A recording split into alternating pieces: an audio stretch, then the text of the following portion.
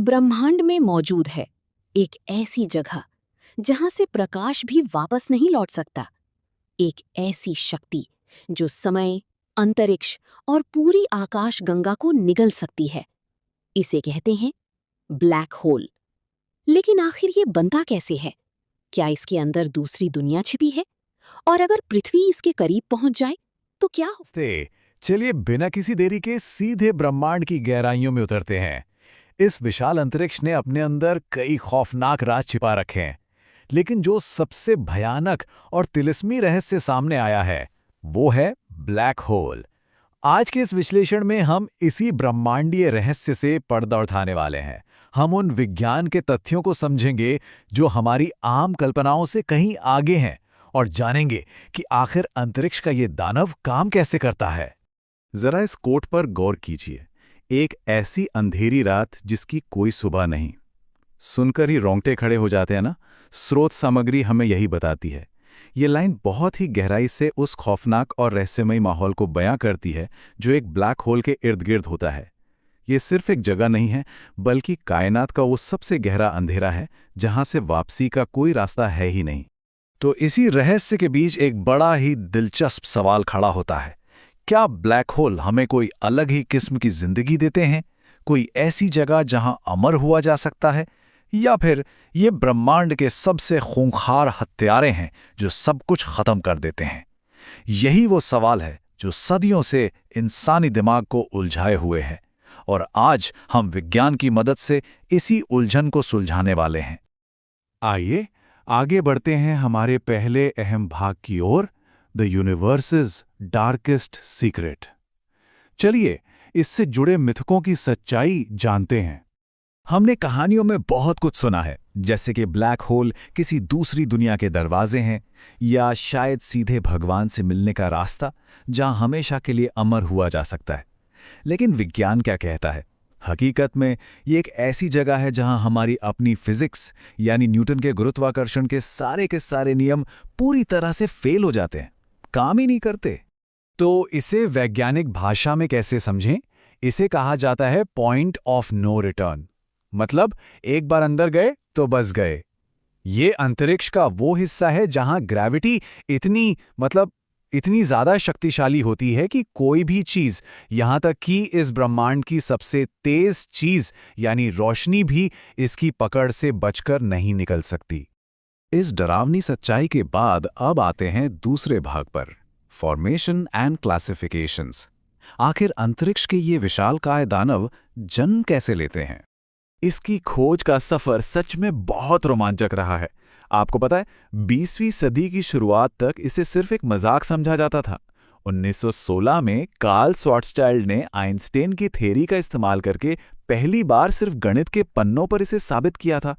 लेकिन चमत्कार तो 1971 में हुआ, जब पृथ्वी से पूरे 6000 प्रकाश वर्ष दूर पहला असली ब्लैक होल खोजा गया। मतलब गणित का एक फॉर्मूला असल जिंदगी में सच साबित हो गया। अब देखते हैं कि ये बनते कैसे हैं। इनका जन्म कोई शांत प्रक्रिया नहीं है। इमेजिन कीजिए, हमारे सूरज से 25 गुना बड़ा एक तारा जब अपनी जिंदगी के अंत तक पहुंचता है तो एक भयानक सुपरनोवा विस्फोट होता है।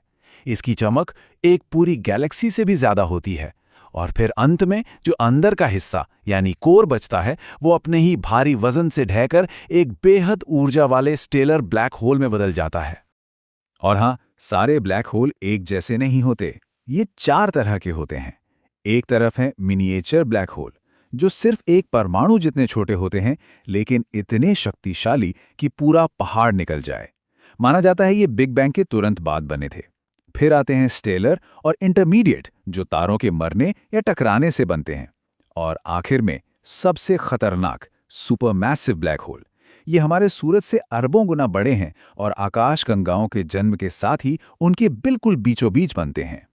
अब जब बड़े आकार की बात हो ही रही है, तो जरा 40 लाख इस नंबर को दिमाग में बिठाइए।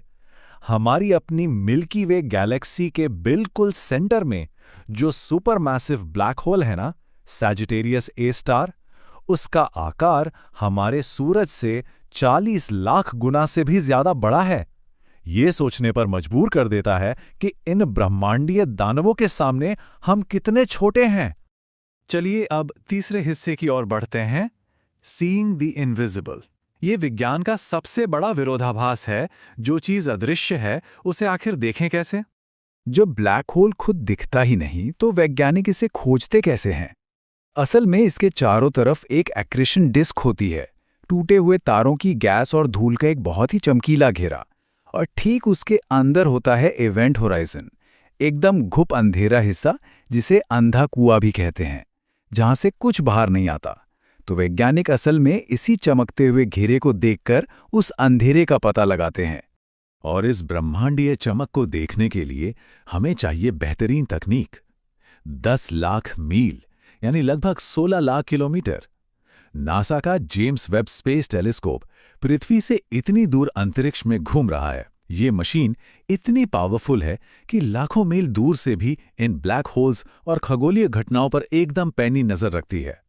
अब हम इस विश्लेषण के सबसे रोमांचक और चौथे भाग पर पहुंच गए हैं, कॉस्मिक कोलिजन्स एंड सर्वाइवल। जब कोई तारा या इंसान इसके अंदर गिरता है तो असल में क्या होता है? स्पैगेटिफिकेशन नाम सुनकर खाने की याद आती है ना? लेकिन विज्ञान में इसका मतलब बहुत ही खौफनाक है। सोचिए, अगर कोई अंतरिक्ष यात्री ब्लैक होल के करीब चला जाए तो ग्रेविटी उसे इस कदर और इतनी असमानता से खींचेगी कि वो इंसान सचमुच एक लंबी पतली नूडल या स्पैगेटी की तरह खिंच जाएगा। ये निश्चित रूप से इस ब्रह्मांड में मौत का सबसे डरावना तरीका है।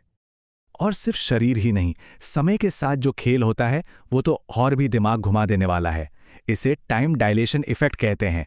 बाहर पृथ्वी से देखने वाले को लगेगा कि वो अंतरिक्ष यात्री बिल्कुल जम गया है या एकदम स्लो मोशन में चल रहा है, लेकिन उसी वक्त उस यात्री को पूरा ब्रह्मांड और धरती पर मौजूद उसके दोस्त फास्ट फॉरवर्ड में अंधी रफ्तार से भागते हुए दिखेंगे। समय का ये खेल सच में एक बहुत बड़ी पहेली है। चलिए इन खौफनाक बातों के बीच एक मजेदार थॉट एक्सपेरिमेंट करते हैं, जो हमारी स्रोत सामग्री में भी उठाया गया है। क्या होगा अगर हमारा अपना सूरज अचानक एक ब्लैक होल बन जाए? डरिए मत, सबसे पहली और सुकून देने वाली बात, हमारा सूरज ब्लैक होल बनने के लिए बहुत छोटा है। लगभग 5 अरब साल बाद ये बस एक सफेद बौना तारा बन जाएगा। लेकिन अगर मान लीजिए जादू से ये ब्लैक होल बन भी गया, तो चौंकाने वाली बात यह है कि पृथ्वी और बाकी ग्रह आराम से इसके चक्कर लगाते रहेंगे। धरती अंदर नहीं खींचेगी। हाँ, सूरज की रोशनी के बिना धरती पूरी तरह जम जरूर जाएगी और सारा जीवन खत्म हो जाएगा। तो चलिए इमेजिनेशन को इसके चरम पर ले जाते हैं। एक और खौफनाक सवाल, क्या हो अगर हमारी पूरी की पूरी पृथ्वी किसी सीधे सुपरमैसिव ब्लैक होल के अंदर ही जा गिरे? इस आखिरी सफर की शुरुआत में पृथ्वी बिना किसी रुकावट के बहुत आराम से ब्लैक होल की तरफ बढ़ेगी। एकदम शांति होगी। लेकिन फिर एक्सट्रीम ग्रेविटी का अंतर पूरी धरती के छोटे छोटे टुकड़े कर देगा और इवेंट होराइजन के अंदर जाने के बाद सब कुछ गायब। स्रोत सामग्री में यहाँ एक बहुत ही डार्क ह्यूमर है।